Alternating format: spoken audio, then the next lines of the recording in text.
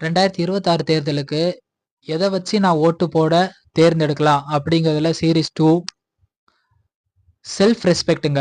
நம்ம வந்துட்டு ஒரு சின்ன வீட்டுக்குள்ளேயோ, இல்ல நம்ம சொந்தக்காரங்க கிட்டயே நம்ம எதிர்பார்க்கிறது வந்துட்டு செல்ஃப் ரெஸ்பெக்ட், சுயமரியாதை. நீ மரியாதை குடுத்தா நான் மரியாதை குடுப்பேன் அப்படிங்கிறது. அதே மாதிரி தான் வந்துட்டு ஆட்சி செய்ற அவங்க கிட்டயும் வந்துட்டு நம்ம வந்து எதிர்பார்க்கணும். கிவ் ரெஸ்பெக்ட் அண்ட் டேக் ரெஸ்பெக்ட்ங்கிறது வந்து ரொம்ப ரொம்ப வந்து முக்கியமானது. நம்ம ஓட்டு போடுறதுக்காக மட்டும் வந்துட்டு இந்த 5 வருஷத்துல எப்பயாவது ஒரு தடவை இந்த எலெக்ஷன் டைம்ல மட்டும் வந்து நம்மள அவ்வளோ மரியாதையா நம்ம வீட்டுக்கு தேவையானது எல்லாம் செய்யறதுலேருந்து அவ்வளோ பணிவா பேசுறதெல்லாம் பண்றாங்க. ஆனா ஆட்சி முடிஞ்சு அவங்க ஓட்ட வாங்கி ஜெயிச்சதுக்கு அப்புறமேட்டு நம்மள எவ்வளோ தரக்குறைவா நம்மள வந்து பேசுறாங்க. இத நீங்க வந்துட்டு தயவுசெய்து சிந்திச்சு பாருங்க.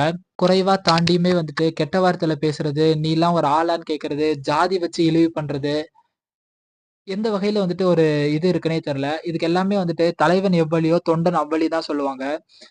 ஸோ அவங்களோட கட்சி டிஎன்ஏ அவங்களோட இது வந்துட்டு அதே மாரி தான் இருக்கு. ஸோ சுயமரியாதை வந்துட்டு ரொம்ப ரொம்ப முக்கியம். அத வந்துட்டு யாரு நமக்கு வந்து குடுப்பா? சுயமரியாதைங்கிறதுக்காக நீ எனக்கு ஓட்டு போட்டுட்டேங்கிறதுக்காக உன்ன நான் வந்து தலையில தூக்கி வச்சிரணும் அப்படி இல்லங்க. ஒரு பேசிக் ஹியூமனா நீ ஒரு மனுஷன், நானும் ஒரு சக மனுஷன். அந்த மரியாதை சக மனுஷனோட ஹியூமனிட்டி மரியாதைன்னு சொல்லுவோம்ல, அத வந்து யாரு குடுக்குறா? அப்படிங்கிறத பார்த்து எடுத்து நீங்க வந்துட்டு உங்க ஓட்ட வந்துட்டு செலுத்துங்க. நம்ம வந்துட்டு ஓட்ட செலுத்திட்டு நம்ம வந்து புலம்புறதுல ஒண்ணுமே இல்ல. இவன் வந்து செய்ய மாட்டான். இவன் வந்துட்டு இவ்வளவு அசிங்கமா பேசுறான். இவன்கிட்ட போனாலே இவன் வந்துட்டு இது பண்றான், அது பண்றான்னு சொல்லி நம்ம சொல்றது வேஸ்ட்டுங்க. ஆனா மாற்றத்த நோக்கி நீங்க சிந்திக்கும்போது யார் நமக்கு வந்துட்டு மரியாதை குடுப்பா?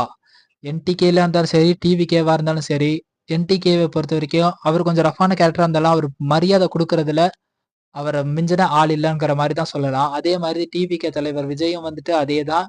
அவரோட கேரக்டரே சாஃப்ட்டான கேரக்டர். அவரோட பேச்சு சாஃப்ட்டா தான் இருக்கும். அவருக்கு ஆக்ஷன்ஸ் மட்டும் தான் தெரியும். அந்த மாதிரி வந்துட்டு இருக்கிறது 2டே ஆப்ஷன் தான். என்டிகே ஆர் டிவிகே. இந்த 2 ஆப்ஷன்ல உங்களுக்கு பெஸ்ட் யாருன்னு தோணுதோ, தயவு செய்து வாக்க வந்து செலுத்துங்க. தலைவன் எவ்வளியோ தொண்டன் அவ்வழி. அவன் வந்துட்டு ஒழுங்கா இருந்தாதான் அவனுக்கு கீழ வேலை செய்யற ஆட்கள தப்பா போனா அவனால கேள்வி கேட்க முடியும். அவனே ஒழுங்கு இல்லைன்னா அவனே திருப்பி கேள்வி கேட்பான். நீ ஒழுங்கான்னு சொல்லிட்டு.